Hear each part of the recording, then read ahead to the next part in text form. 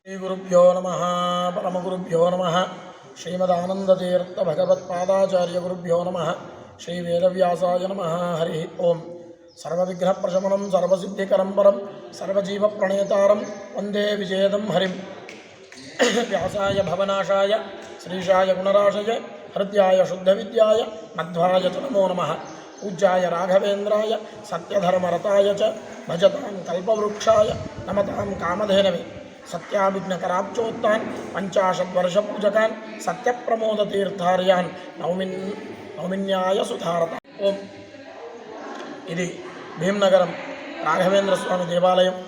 దీని లోపల మా తండ్రి గారు మనూరు ప్రహ్లాదాచార్యుల వారు అర్చకులుగా ఉన్నారు.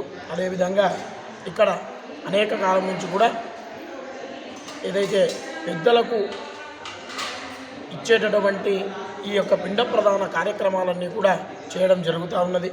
ముఖ్యంగా ఈ మహాలయ పక్షం లోపల ఎవరెవరైతే పెద్దలు గతించి ఉంటారో అంటే తల్లి కానీ తండ్రి కానీ భ్రాతృ అన్న కానీ తమ్ముడు కానీ పెదనాయనలు కానీ చిన్నాయనలు కానీ మేనమామలు కానీ ఇత్యాదిగా అనేక మంది వాళ్లకు పిండ ప్రదానాలను చేయాల్సిందిగా ఈ శాస్త్రం మనకు ఈ యొక్క 15 రోజులకు చెప్తా ఉన్నది.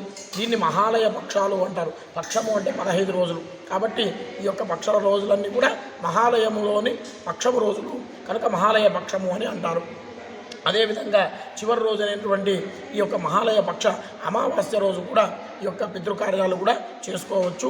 అలా అనేక మంది కూడా ఈ యొక్క ప్రాంతం లోపల మహాలయ అమావాస్య రోజున చేసుకునేటటువంటి రూఢి కూడా ఉన్నది. కనుక అందరూ కూడా తమ యొక్క పితృవులకు ఈ యొక్క పిండ ప్రదానాలు లేదంటే తర్పణాలను ఇడిచి వాళ్ళను స్మరించుకొని వాళ్ళ యొక్క అనుగ్రహం పొందాల్సిందిగా కోరుతా ఉన్నాం. శ్రీకృష్ణార్పణమస్తు.